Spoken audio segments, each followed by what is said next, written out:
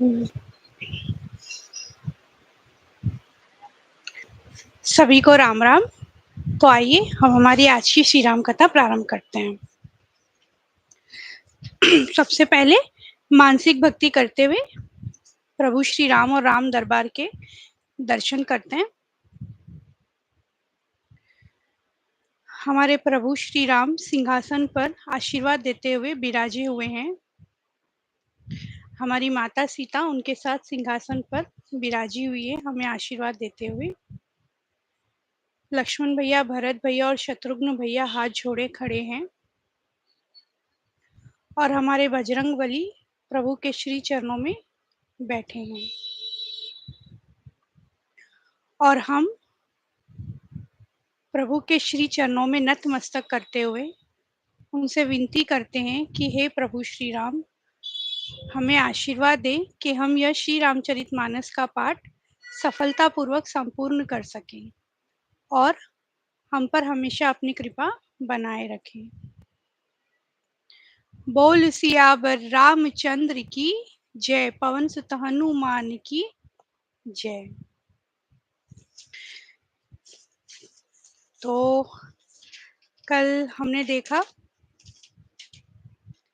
कि प्रभु से बड़े कौन, राम से बड़ा कौन, राम का नाम। और राम नाम की महिमा हमने देखी कि वो बहुत ही अपार है। और श्री महर्षि वाल्मीकि जी के बारे में हमने देखा, जिसने मरा मरा उल्टा नाम कहकर भी इतना यश पा लिया। और प्रभु की कथा बहुत ही अगाध है, तो कोई ऐसा नहीं बोल सकता है कि 100% हमने कंप्लीट कर लिया, 100% हमने वर्णन कर दिया है। इसीलिए जिससे जितना हो सकता है वो प्रभु का नाम ले, वो अपने धर्म के लिए अग्रसर रहे। जैसे कि मुझसे हो रहा है कि मैं ये कथा कर सकूं, इस कथा को सुना सकूं, उसी तरह यदि आप भी कुछ भी थोड़ा बहुत भी भगवान के लिए कर सकते हैं, धर्म के लिए कर सकते हैं, तो जरूर करिएगा।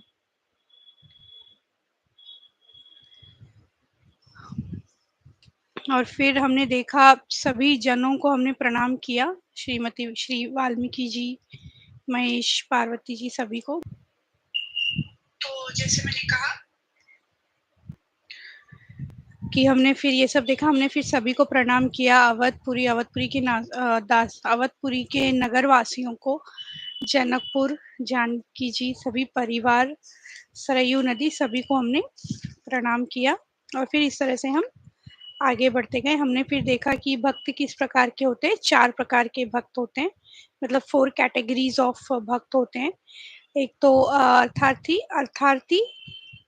और आर्थ, जिज्ञासु और ज्ञानी। अर्थात जो एक तो फाइनेंशियल इश्यूज के लिए पूछते हैं धन की चाह से, और दूसरे संकट की निवृत्ति के लिए, तीसरे भगवान के बारे में जानने के लिए, और चौथे स्वाभाविक ही प्रेम के कारण प्रभु को पूछते हैं। चलिए तो आगे अब हम सुनते हैं। प्रभु श्री राम जी ने दंडक वन को सुहावना बनाया, परंतु नाम ने असंख्य मनुष्यों के मनों को पवित्र कर दिया। जैसे हमने कहा, क्यों राम से बड़ा राम का नाम। प्रभु ने तो दंडक वन को सुहावना बनाया था, किंतु नाम ने तो कई कई असंख्य मनुष्यों का दिल या मन पवित्र कर दिया, जैसे हमारा हो रहा है। श्री रघुनाथ जी तो शबरी, जटायु आदि उत्तम सेवकों को ही मुक्ति दी, परंतु नाम ने अनगिनत दुष्टों का उद्धार किया। नाम के गुणों की कथा तो वेदों में भी प्रसिद्ध है। श्री शिव जी ने अपने हृदय में यह जानकर ही 100 करोड़ रामचरित्र में से इस राम नाम को सार रूप से सुनकर ग्रहण किया है। तो शिव जी ने सिर्फ राम नाम ही क्यों चुना इतने में से, क्योंकि वो जानते थे कि इनसे सबसे बड़ा तो राम नाम है। नाम के जपने से प्रभु ने कृपा की, जिससे प्रहलाद भक्त शिरोमणि। तो यहाँ पे हम थोड़ा सा नाम के जो महिमा थी उसे और सुन रहे हैं। नारद मुनि जो हमेशा नारायण नारायण कहते हैं, प्रभु के प्रताप को हमेशा सुनाते हैं। और वैसे ही उन्हीं का नाम लेके जो प्रहलाद थे वो भक्त शिरोमणि कहलाए, जिसे हम जानते हैं प्रहलाद भक्त। प्रहलाद भक्त की कथा तो हम मोर और लेस जानते ही हैं, पर बच्चे भी क्योंकि सुन रहे हैं, मैं एक बार वो भी बताना चाहूँगी और यदि बड़े हैं तो उनसे निवेदन करूँगी बच्चों को ये कथाएँ ज़रूर सुनाएँ। तो भक्त प्रहलाद, प्रहलाद में शिरोमणि माने जाते हैं, वो एक बच्चे ही थे, छोटे बच्चे ही थे, मेबी 7-8 इयर्स के आस-पास रहेंगे। तो हुआ यूँ कि उनके जो पिताजी थे हिरण्यकश्यप, वो कहते थे कि मैं ही सब कुछ हूँ, भगवान मैं ही हूँ, हिरण्यकश्यप ऐसे कहता था। और जो प्रहलाद थे, वो हमेशा विष्णु जी का नाम जपा करते थे, कि हर बार हमेशा ही विष्णु, विष्णु, कभी भी उन्होंने ऐसा नहीं माना कि हिरण्यकश्यप यानी कि उनके पिता ही भगवान हैं। तो हिरण्यकश्यप ने इस तरह कई सारे प्रयास किए, मतलब काफ़ी ट्राई किया कि प्रहलाद मतलब उसे समझाया जाए प्रहलाद को कि ये मुझे भगवान माने, किंतु प्रहलाद ने माना नहीं, वो हमेशा विष्णु नाम ही लेते हैं। तो एंड में फिर ये प्रयास किया कि अब प्रहलाद को मार दे हिरण्यकश्यप ने। तो होली की पूजा हम करते हैं, उसकी भी कथा इसी से रिलेटेड है कि क्यों हम होलिका कौन है? होलिका हिरण्यकश्यप की बहन है, जिसे ये वरदान मिला था कि उसे आग कभी नहीं जला सकती, इसीलिए हिरण्यकश्यप ने होलिका को बुलाकर कहा कि प्रहलाद को अपनी गोदी में लेकर आग में बैठ जाना। वो बैठ गई क्योंकि उसे तो वरदान था आग में नहीं जलेगी, किंतु हुआ यूँ, विष्णु नाम का महत्व मतलब भगवान नाम का महत्व इतना तेज था कि वो आग उसे लग गई, इसीलिए हम होली मनाते हैं। होलिका जो बहन थी जिसका दहन हुआ, हम इसीलिए होली की पूजा करते हैं कि सारी नेगेटिविटी दूर हो जाए हमसे। और इस तरह प्रहलाद बच गए। फिर एक दिन अब हिरण्यकश्यप को सहन नहीं हुआ, उसने फिर प्रहलाद से कहा बहुत ही विष्णु, विष्णु बहुत ही भगवान नाम ले रहा है ना, इस खंबे में अगर तेरे भगवान हो तो बुलाओ, एक खंबा दिखा के कहा, चल मान लेंगे। तो वो वही विष्णु, विष्णु कहा और खंबे में से भगवान नरसिंह ने अवतार लेके भगवान नरसिंह खंबे में से प्रकट हुए। बोलो नरसिंह भगवान की जय। तो नरसिंह अवतार इस तरह से हुआ और फिर उन्होंने हिरण्यकश्यप को मार दिया, जिसके कुछ वरदान थे कि वो मर नहीं सकता, कुछ उसने कंडीशंस लगा के रखे थे। तो नरसिंह जी का अवतार उसी तरह उस सारे कंडीशंस को सैटिस्फाई करते हुए उनका अवतार हुआ और उन्होंने हिरण्यकश्यप को मार दिया।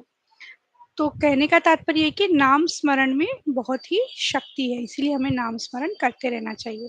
तो जो प्रहलाद जी थे, बच्चे थे, भक्ति शिरोमणि कहलाए, नारद मुनि ने उन्हें ये सब समझाया था और ध्रुव जी ने ग्लानि से हरि नाम को जपा और उसके प्रताप से अचल अनुपम स्थान ध्रुव लोक प्राप्त किया।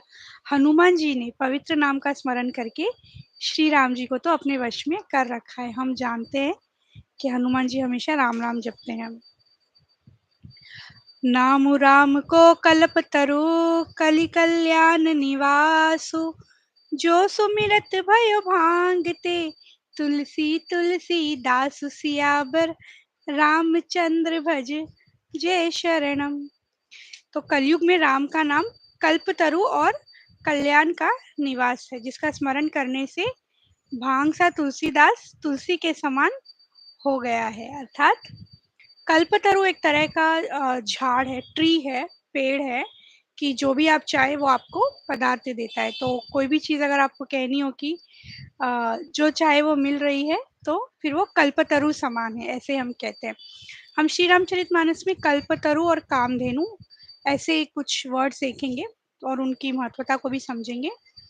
तो कल्पतरु एक वृक्ष है, पेड़ है, जो आप चाहो वो आपको दे देता है, मनचाहा पदार्थ आपको मिल सकता है।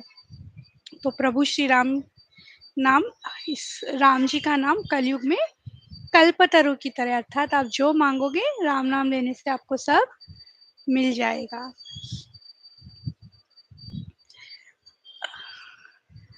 अब जैसे देखिए युगों के हिसाब से बताया गया है, हमारे यहाँ पे 4 युग बताए गए हैं। सतयुग, त्रेता युग, द्वापर युग और कलयुग। कलयुग तो हम अभी जो रह रहे हैं, एग्जिस्टिंग वन, अभी प्रेजेंट हमारा है। तो सतयुग में महिमा थी ध्यान की, मतलब आप जितना ध्यान करोगे उतना आप प्रभु को पाओगे। त्रेता युग में यज्ञ को बहुत इंपॉर्टेंस दी गई थी। तो जैसे राम जी श्री राम कथा में भी हम देखते हैं कहीं यज्ञ कराए गए, अश्वमेध यज्ञ, पुत्र कामेष्टि यज्ञ अभी हम देखेंगे आगे आगे। तो यज्ञ की महिमा बहुत थी त्रेता युग में। और फिर द्वापर युग में आए तो पूजन से भगवान प्रसन्न होते थे कि भाई पूजा पाठ जितना आप करेंगे उतना भगवान प्रसन्न होंगे। परंतु कलयुग में केवल पाप की जड़ और मलिन है, इसमें मनुष्य का मन पाप रूपी समुद्र में मछली बना हुआ है। अर्थात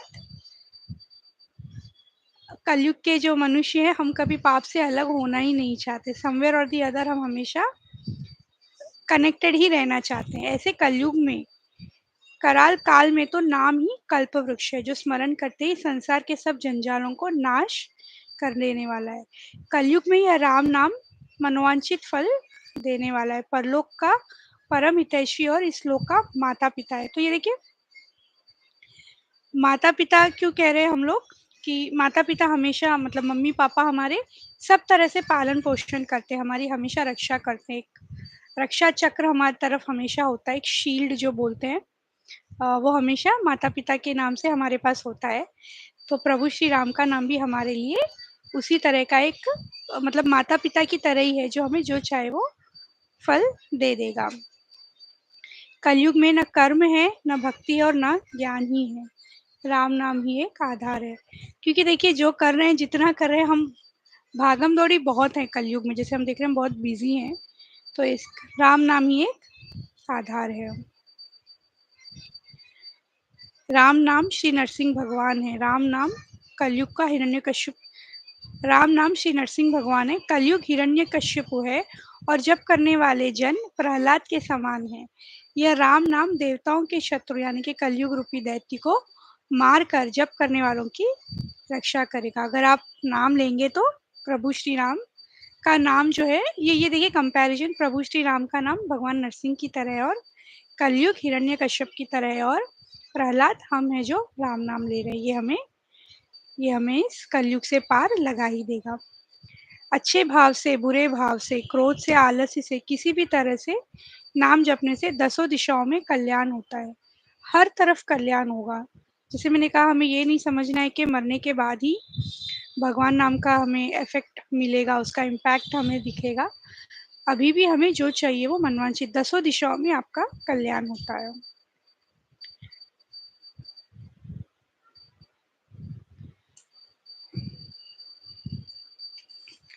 सट सेवक की प्रीति रुचि रखी है ही राम कृपालु, उपल के जल जान जही सचिव सुमति कपि भालु, सियावर रामचंद्र भज जय शरणम। तथापि कृपालु श्री रामचंद्र जी मुझ दुष्ट सेवक की प्रीति और रुचि को अवश्य रखेंगे, जिन्होंने पत्थरों को जहाज और बंदर भालुओं को बुद्धिमान मंत्री बना लिया। अर्थात हमें सेवक जरूर जानेंगे हमारे प्रभु श्री राम। प्रभु तरु तर कपिडार पर ते किए आप समान, तुलसी कहूँ न राम से साहिब सील निधान, सियावर रामचंद्र भज जय शरणम। तो अब ये सुनिए, प्रभु श्री रामचंद्र जी तो वृक्ष के नीचे और बंदर डाली पर, अर्थात कहाँ प्रभु श्री राम और कहाँ डाली पर बैठने वाले ये बंदर। परंतु ऐसे बंदरों को भी उन्होंने अपने समान बना लिया। तुलसीदास जी कहते हैं, श्री रामचंद्र जी सरीखे शील निधान स्वामी कहीं भी नहीं है। अब यहाँ देखिए, हम जो सिखाते हैं बच्चों को, या बच्चे जो सीख रहे हैं कि इक्वालिटी होनी चाहिए, किसी को नीचा ना समझा जाए, जो मनुष्य है जो भी हो अपने आसपास, उन्हें हमें नीचा नहीं समझना है। तो इक्वालिटी हमें हमेशा बतानी चाहिए, हमेशा सिखानी चाहिए। तो वही इक्वालिटी यहाँ पे प्रभु दर्शा रहे हैं। प्रभु तो सच्चिदानंदन परमात्मा है, प्रभु श्री राम हमारे, और वो इक्वालिटी को कैसे दर्शा रहे हैं, वानरों को अपने समान बनाकर। तो इसीलिए ये हमें प्रभु से जरूर सीखना चाहिए कि किसी को हम नीचा न समझे, भले ही हम कितने ही बड़े हों, या कोई बिजनेस कर रहे हो या जॉब कर रहे हो, चाहे कितनी बड़ी पोस्ट पे हो, जो हमारे जूनियर्स हैं या जो हमारे हाथ के नीचे काम कर रहे हैं, हमें कभी उन्हें नीचा नहीं समझना है, हमें उन्हें अपने समान लेकर चलना है।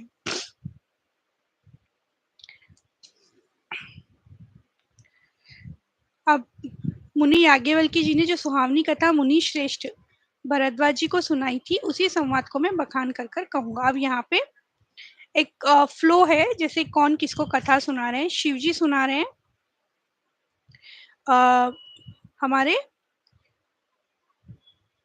हाँ, काकाभूषुंडी जी, याज्ञवल्क्य जी, भरद्वाज जी का तो यहाँ पे याज्ञवल्क्य जी ने जो भरद्वाज जी से कहा, वो संवाद हमें सुनाया जा रहा है। और शिव जी ने पहले सुहावने चरित्र को रचा, खुद उन्होंने रचा, फिर कृपा करके पार्वती जी को सुनाया। तो शिव जी ने पार्वती जी को सुनाया, वही चरित्र शिव जी ने काकाभूषुंडी जी को राम भक्त और अधिकारी पहचान कर दिया। उन काकाभूषुंडी जी ने फिर याज्ञवल्क्य जी ने फिर याज्ञवल्क्य जी ने पाया और उन्होंने फिर उसे भरद्वाज जी को गाकर सुनाया था। काकाभूषुंडी जी से याज्ञवल्क्य जी ने सुना और याज्ञवल्क्य जी से भरद्वाज जी ने। तो अब हम ये एक संवाद ऐसे देखेंगे कि क्या बोल रहे हैं। मैं पुनि निज गुर सन सुनी कथा सो सुकर खेत, समुझ नहीं तसि बालपन तब अति रहे हूँ अचेत, सियावर रामचंद्र भज जय शरणम। फिर तुलसीदास जी कह रहे हैं, फिर वही कथा मैंने वारा क्षेत्र में अपने गुरुजी से सुनी, परंतु उस समय में लड़कपन के कारण बहुत बेसमझ था, इसलिए उसको उस प्रकार यानी कि अच्छी तरह से वो उस समय नहीं समझ पाए। तो जैसे हम लोग कुछ चीज़ें कैजुअल लेते हैं कि भाई ठीक है ना, सुन लिया हो गया। तो जैसे मैंने कहा, हमें सुनना नहीं है, सिर्फ सुनना सुनना है, समझना है और हमारे जीवन में हमें लागू करना है। तो वही हमें अभी नहीं, बाद में समझ में आएगा। तो इससे बेहतर है कि अभी हम थोड़ा-थोड़ा सुन लें। राम राम कथा कलयुग में सब मनोरथों को पूर्ण करने वाली कामधेनु गौ है। जैसे मैंने कहा, कल्पतरु और कामधेनु, ऐसे हम सुनेंगे। कामधेनु कौन है? कामधेनु भी जो आप मन चाहो वो आपको दे देती है। एक गौ माता है, गौ माता का नाम है कामधेनु, कि आप जो भी मांगोगे वो आपको कामधेनु गौ माता दे देगी। तो कल्पतरु वृक्ष और कामधेनु गौ माता है। तो प्रभु की कथा गौ माता कामधेनु की तरह है, जो सारे मनोरथों को पूर्ण करेगी और सज्जनों के लिए सुंदर संजीवनी जड़ी है। राम कथा मंदाकिनी चित्रकूट चित चारु, तुलसी सुभग सनेह बन सिय रघुबीर बिहारु, सियावर रामचंद्र भज जय शरणम। तुलसीदास जी कहते हैं कि राम कथा मंदाकिनी नदी है, सुंदर निर्मल चित्त चित्रकूट है और सुंदर स्नेही वन है, जिसमें श्री सीताराम जी विहार करते हैं, अर्थात हमारे मन में प्रभु विहार करते हैं, हमारे हृदय में प्रभु का निवास है। पाप, संताप और शोक का नाश करने वाले तथा इस लोक और परलोक के प्रिय पालन करने वाले हैं, अर्थात प्रभु हमारे इस यहाँ सबका पालन करने वाले हैं। श्री राम जी के गुणों के समूह कुमार्ग, कुतर्क, कुचाल और कलयुग के कपट, दम्भ और पाखंड के जलाने के लिए वैसे ही है जैसे ईंधन के लिए प्रचंड अग्नि। अर्थात राम नाम से हम सुधर जाएंगे। बोलने का तात्पर्य ये है कि कोई भी बुरे कर्म कर रहे हो, कुछ भी हम कर रहे हो, वो सब हमें राम नाम लेने से हम सुधर जाएंगे। रामचरित्र पूर्णिमा के चंद्रमा की किरणों के समान सभी को सुख देने वाला है, परंतु सज्जन रूपी कुमुदिनी और चकोर के चित्त के लिए तो विशेष हितकारी और महान लाभदायक है, यानी कि बहुत ही सुख देगा हमें श्री रामचरित्र। नाना भांति राम अवतारा, रामायण सत कोटि अपारा। तो जैसे मैंने कहा, कोटि अपारा यानी करोड़ों रामायण है। जिसने यह कथा पहले न सुनी हो वह इसे सुनकर आश्चर्य न करे। एक ने न सुनी हो वह इसे सुनकर आश्चर्य न करे। जो ज्ञानी इस विचित्र कथा को सुनते हैं वे यह जानकर आश्चर्य नहीं करते कि संसार में राम कथा की कोई सीमा नहीं है, यानी कि राम कथा तो अनंत है, प्रभु का चरित्र अगाध है। उनके मन में ऐसा विश्वास रहता है। नाना प्रकार से श्री रामचंद्र जी के अवतार हुए और 100 करोड़ तथा अपार रामायण है, अर्थात करोड़ों रामायण लिखी गई है। राम राम अनंत अनंत गुण अमित कथा विस्तार, सुनिया चरचु न मानी हही जिनके बिमल विचार, सियावर रामचंद्र भज जय शरणम। श्री रामचंद्र जी अनंत है, उनके गुण भी अनंत है और उनके कथाओं का विस्तार भी असीम है। अतएव जिनके विचार निर्मल है वो इस कथा को सुनकर आश्चर्य नहीं मानेंगे। अब मैं आदर पूर्वक श्री शिव जी को सिर नवाकर श्री रामचंद्र जी के गुणों की निर्मल कथा कहता हूँ। श्री तुलसीदास जी कह रहे हैं, श्री हरि के चरणों पर सिर रखकर संवत 1631 में मैं इस कथा को आरंभ करता हूँ। चैत्र के मास की तिथि मंगलवार को श्री अयोध्या जी में यह चरित्र प्रकाशित हुआ, जिस दिन श्री रामचंद्र जी का जन्म होता है। वेद कहते हैं उस दिन सारे तीर्थ वहां श्री अयोध्या में चले आते हैं। इसीलिए कहा जाता है कि जिस दिन प्रभु श्री राम का जन्म हुआ उसी दिन श्री रामचरितमानस की यह पुस्तक पब्लिश हुई थी, मतलब प्रकाशित हुई थी। तो इसीलिए ये भी साक्षात प्रभु श्री राम ही है, ऐसा कहा जाता है श्री रामचरितमानस को लेकर। तो और कहते हैं उस दिन सारे देवी देवता सभी अयोध्या नगरी में पधारते हैं, सारे तीर्थ वहां चले आते हैं। सज्जनों को बहुत से समूह उस दिन श्री सरयू नदी के पवित्र जल में स्नान करते हैं और हृदय में सुंदर श्याम शरीर श्री रघुनाथ जी का ध्यान करके उनके नाम का जप करते हैं। और यह शोभायान अयोध्यापुरी श्री रामचंद्र जी के परम धाम की देने वाली सब लोगों में प्रसिद्ध है। जगत में अंडज, स्वदेश, उद्दित, जरायुज, हमने देखा था 4 टाइप्स ऑफ योनि होती है। 84 लाख योनियों में जब हम जन्म लेते हैं तो 4 टाइप्स ये होते हैं। 4 खानी प्रकार के अनंत जीव हैं, इनमें से जो कोई भी अयोध्या जी में शरीर छोड़ते हैं वे फिर संसार में नहीं आते, अर्थात उन्हें मोक्ष प्राप्त हो जाता है उस दिन जो वहां पे प्राण त्यागते हैं। यह रामचरितमानस जैसा है जिस प्रकार बना है और जिस हेतु से जगत में इसका प्रचार हुआ, अब वही सब कथा में श्री उमा महेश्वर का स्मरण करके कहता हूँ। इस कथा में बुद्धि से विचार कर जो 4 अत्यंत सुंदर और उत्तम संवाद है, यानी कि 4 कॉन्वर्सेशंस है। क्या क्या किस किस के बीच में है? भुशुंडी जी गरुड़, यानी कि काका भुशुंडी जी गरुड़ देव, शिव जी पार्वती जी, याज्ञवल्क्य जी भरद्वाज जी और तुलसीदास जी और संत जी। तो ये 4 तरह से यहाँ पे उत्तम संवाद रचे हैं। वही इस पवित्र और सुंदर सरोवर के 4 मनोहर घाट है। तो क्या है? सरोवर यहाँ पे श्री रामचरितमानस, और 4 घाट कौन से? काका भुशुंडी जी और गरुड़ देव का कॉन्वर्सेशन, शिव जी और पार्वती जी का एक कॉन्वर्सेशन, याज्ञवल्की जी भरद्वाज जी का एक कॉन्वर्सेशन और तुलसीदास जी और संत का। तो ये 4 यहाँ के घाट है। कथा में जो रोमांच होता है वही वाटिका, बाग और वन है, और जो सुख होता है वही सुंदर पक्षियों का विहार है। निर्मल मन ही माली है जो प्रेम रूपी जल से सुंदर नित्यों द्वारा उनको सींचता है। तो प्रभु का जब हम नाम लेते हैं, जब कथाएं सुनते हैं तो मन आनंदित हो उठता है, एकदम we feel like a bliss. जिनके पास श्रद्धा रूपी राह खर्च नहीं है और संतों का साथ नहीं है और जिनको श्री रघुनाथ जी प्रिय नहीं है, उनके लिए यह मानस अत्यंत ही अगम है, अर्थात श्रद्धा, सत्संग और भगवत प्रेम के बिना कोई इसको नहीं पा सकता। यदि कोई इसका श्रवण कर रहा है, पढ़ रहा है, कथा सुन रहा है, जैसे मैंने कहा कई जन्मों के हमारे पुण्य इकट्ठे हुए रहेंगे तभी हम श्री रामचरितमानस का पाठ कर पा रहे हैं। तो वही कह रहे हैं, श्रद्धा, सत्संग और भगवत प्रेम के बिना ये पॉसिबल ही नहीं है, ये हो ही नहीं सकता कि हम भगवान का नाम लें। जिनके मन में श्री रामचंद्र के चरणों में सुंदर प्रेम है वे इस सरोवर को कभी नहीं छोड़ते। हे भाई, जो इस सरोवर में स्नान करना चाहे वह मन लगाकर सत्संग करे, अर्थात यदि हम प्रभु से प्रेम करते हैं, उनकी भक्ति है, तो हम उनकी कथा को कभी भी छोड़ना नहीं चाहेंगे। हम श्री रामचरितमानस हो या रामायण हो, हमेशा उसे सुनना चाहेंगे। श्रोता त्रिविध समाजपुर ग्राम नगर दोहकोल, संत सभा अनुपम अवध सकल सुमंगल मूल सियाबर रामचंद्र भज जय शरणम। तीनों प्रकार के श्रोताओं का समाज ही इस नदी के दोनों किनारों पर बसे हुए पूर्वे गांव और नगर है, और संतों की सभा ही सब सुंदर मंगल की जड़ अनुपम अयोध्या जी है।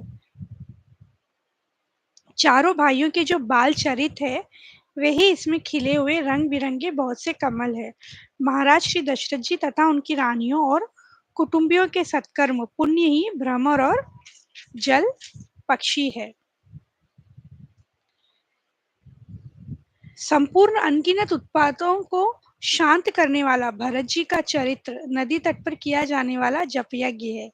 कलयुग के पापों और दुष्टों के अवगुणों के जो वर्णन है वे इस नदी के जल का कीचड़ और बगुले कवे। तो इस तरह से कहीं सारी ऐसी जगह है जहाँ पे वो कंपैरिजन, वो तुलना की गई है। एक-एक बात को लेके, एक-एक मनुष्य को लेके जहाँ-जहाँ पे हो सकता है वो हमें यहाँ पे दिया गया है। चारों भाइयों का परस्पर प्रेम देखना, बोलना, मिलना, एक दूसरे से प्रेम करना, हँसना और सुंदर भाईपन इस जल की मधुरता और सुगंध है। जैसे चारों भाइयों में अति प्रेम था, प्रभु श्री राम, लक्ष्मण जी, भरत जी और शत्रुघ्न जी। अपनी अपनी बुद्धि के अनुसार इस सुंदर जल के गुणों को विचार कर उसमें अपने मन को स्नान कराकर और श्री भवानी शंकर को स्मरण करके कवि तुलसीदास जी सुंदर कथा कहते हैं।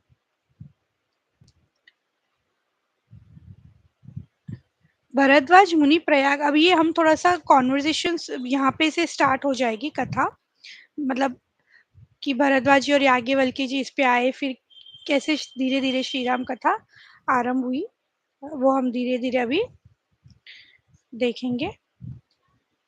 कल से वापस हम इसी समय पे जुड़ेंगे।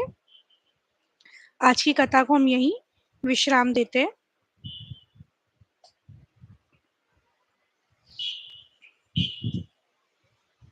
तो आइए हम हमारी एक चौपाई ले लेते हैं जो सभी को आनी है। हो मंगल भवन अमंगल हारी, द्रवहु सुदशरथ अजुर बिहारी। राम सिया राम जय जय राम। राम सिया राम जय जय राम।